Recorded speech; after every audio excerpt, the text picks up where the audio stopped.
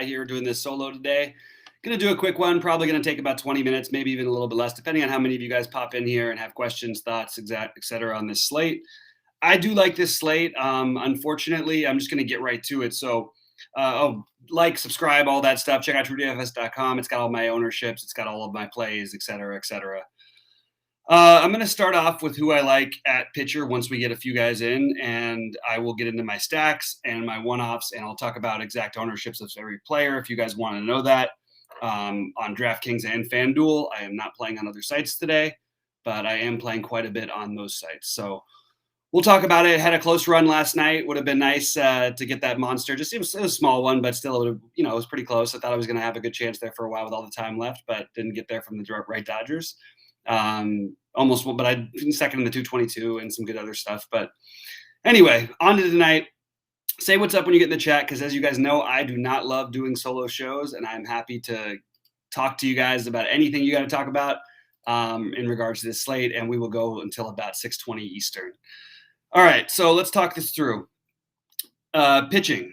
I think for me, I'll just say exactly what I've got on DraftKings as far as pitching is spread out. I have 25% of Gibson. I have 30% of Fedde, 50% of Cole, but I have him like 80% in my bigger buy-ins.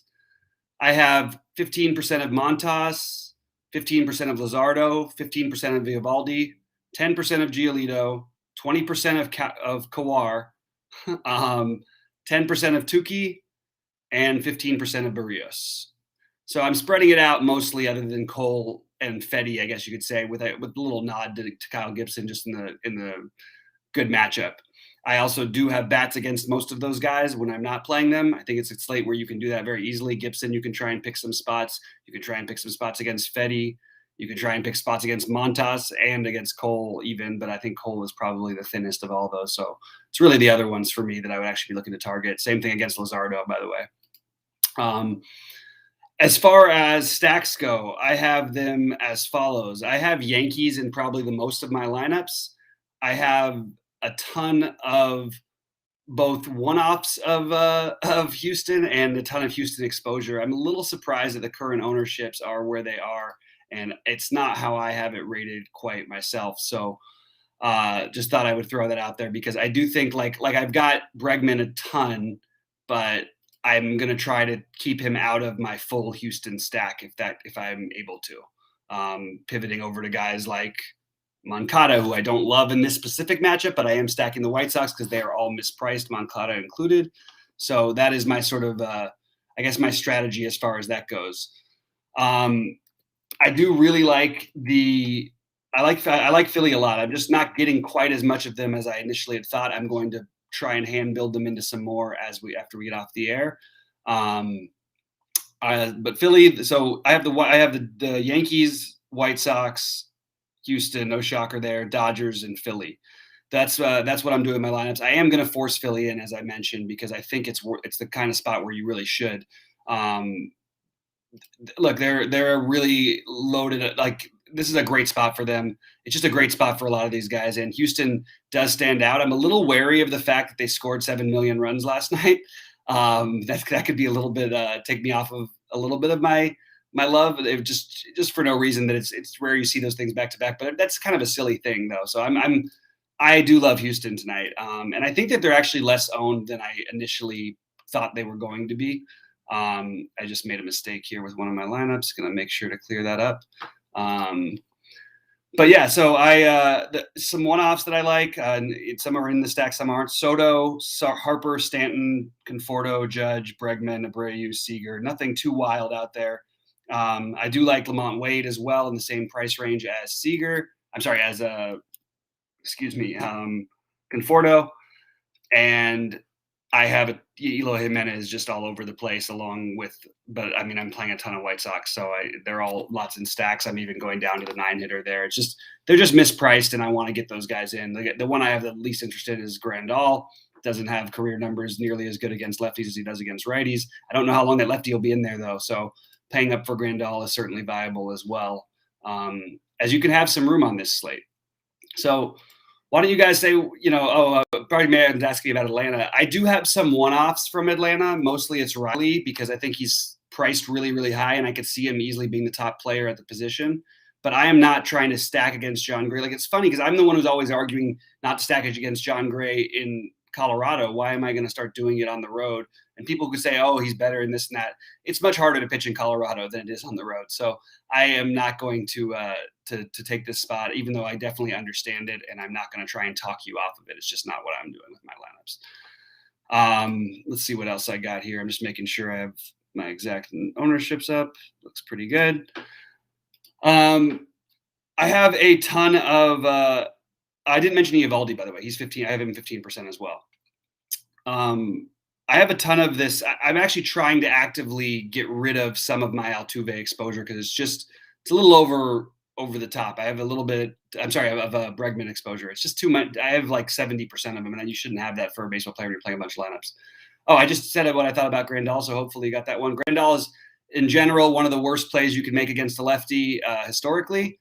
But I do think that the lefty won't necessarily be in there all that long, and I like the White Sox stack, so I can get behind it today. I ended up with a lot of Higashioka. I don't think he'll be owned as much as part of the Yankees stacks. I mean, 3,900. I'm just gonna take a look at my current ownership projection. I don't have a Dodgers starting lineup yet, which would be nice. Let's see where I've got Higgy at owned wise. Yeah, he's 15%. I mean, I'm okay with that. I don't love it. Andrew Knapp is another one I'm using in my Philly stacks. I don't really love the catcher spot all that much today. I do think Will Smith is a strong play. I think that Buster Posey, d'Arnaud. I have Maldonado because I'm playing Houston stacks. And Lyles gives it up to everybody. Salvador Perez is the one I didn't get to that much, and it's not that I don't like him. It's just that I'm playing some Montas, so I didn't get to as much of him. So anyway, drop in any other questions. That's pretty much it for my baseball takes for the day. I mean, we've got the cheap Houston outfield guys to fill in anything, whether they're part of the stack or not. I still like both McCormick and Siri. I don't mind doing that wraparound stack in Houston. It certainly makes a lot of sense to me. 7, 8, 9, 1, 2, and I have, like I said, an unhealthy amount of Bregman. So I just actively in one of my 777s took Bregman out in my Houston stack just to be a little bit different. But yeah, anyway, guys, if there's nothing else, I'm going to sit here for a minute, let you guys get some questions or thoughts together. Let us know what you're doing. Otherwise, we're going to be out of here because that's what happens when I do solo shows, and I've still got a bunch of lineups to edit. So it doesn't really work as strong when I'm restreaming. Not to mention that I'm distracted, but I also just the computer doesn't work as fast for some reason. Mini Boston, I'm okay with. Not where I'm at today, but I'm okay with it. It's fine. Barrios or Giolito, I prefer Montas, I think, now over both, but it's close between Montas and Barrios for me.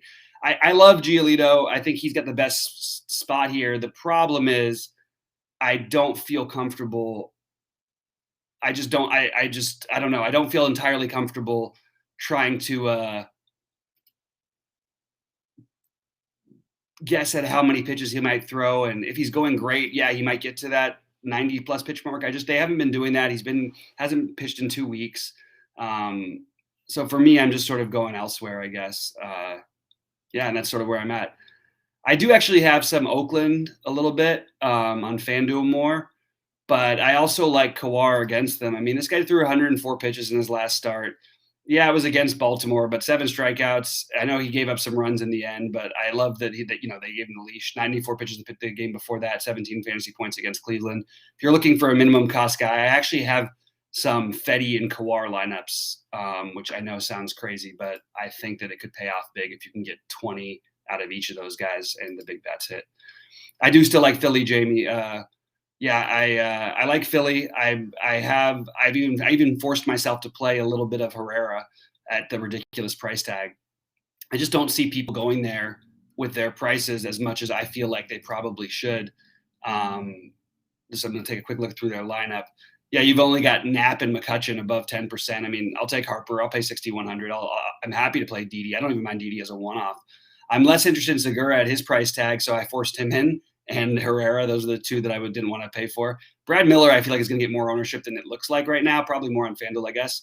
But I think Brad Miller is a strong play as well, and has a definite definite shot to hit one out tonight. I'm going to make sure to make a note for Brad Miller on FanDuel because I have him, but not as much on FanDuel, which is weird because he makes more sense over there.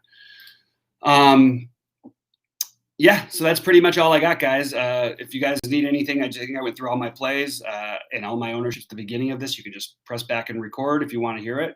And otherwise, I'll be in our Discord. Make sure to check out the Discord if you haven't already. Yeah, anyway, that's where I'm at. Anyway, guys, have a good night. Good luck to everybody. And we will hopefully see you at the top of the leaderboards. Go True DFS.